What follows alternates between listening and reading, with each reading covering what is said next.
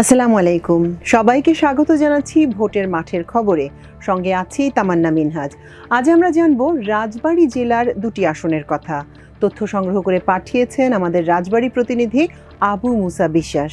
চলুন দর্শক, জেনে নেওয়া যাক রাজবাড়ী জেলার ভোটের মাঠের খবর। রাজবাড়ী জেলায় নির্বাচনী আসন দুটি।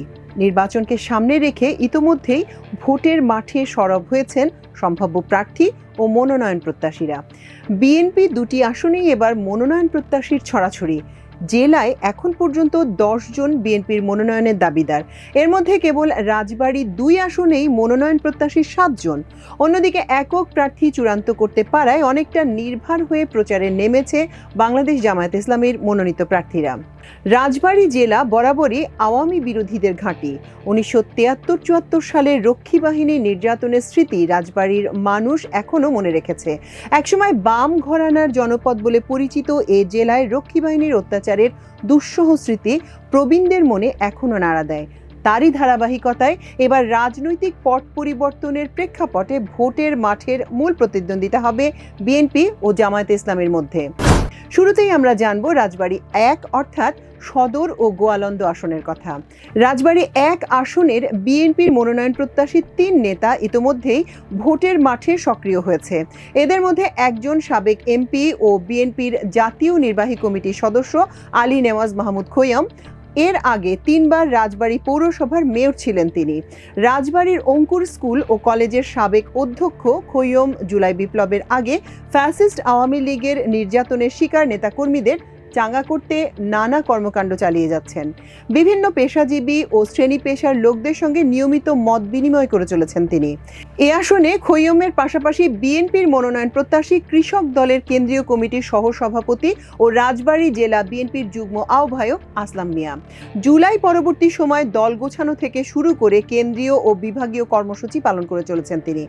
একই আসনে বিএনপির আরেক মনোনয়ন প্রত্যাশী জেলা বিএনপির আহ্বায়ক কমিটির সদস্য মোহাম্মদ আব্দুস সালাম মিয়া।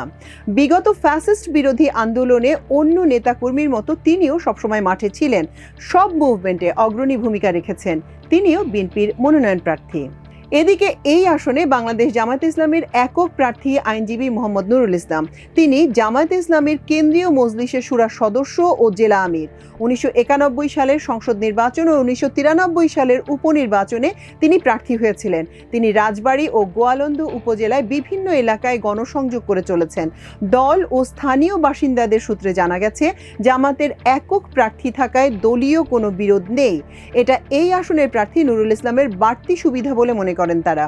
ইসলামী আন্দোলন বাংলাদেশ তাদের কর্মকাণ্ড চালিয়ে যাচ্ছেন। রাজবাড়ী 1 আসনের প্রার্থী বিভিন্ন এলাকায় ব্যানার ও পোস্টার সেঁটেছেন। তারা বিভিন্ন উপজেলায় সভা সমাবেশ করলেও প্রার্থী নির্বাচনে কোনো সিদ্ধান্ত এখনো পাননি। গণ অধিকার পরিষদ ও ছাত্রদের রাজনৈতিক দল জাতীয় নাগরিক পার্টি এনসিপি এখনো কোনো কমিটি করেনি। দল দুটি এখনো ছাত্র সংগঠন নির্ভর। এবার আমরা জানব রাজবাড়ী 2 অর্থাৎ পাংশা, কালুখালী ও বালিয়াকান্দি আসনের কথা। আসনটি এতদিন মূলত বিএনপি ও ইসলামী মূল্যবোধ সম্পন্ন সমর্থকদের আসন ছিল। এবার এই আসনে বিএনপির মনোনয়ন প্রত্যাশী অন্তত 7 জন, আর একক প্রার্থী নিয়ে নির্ভর প্রচার চালাচ্ছে জামায়াতে ইসলামী।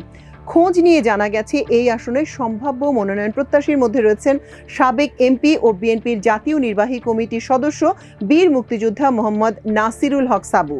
তিনি বর্তমানে অনেকটা অসুস্থ।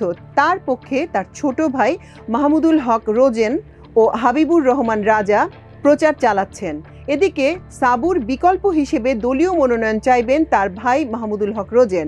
বিএনপির জেলা কমিটির সাবেক সাধারণ সম্পাদক হারুনুর রশিদও এ আসনের অন্যতম প্রার্থী হিসেবে কাজ করে যাচ্ছেন।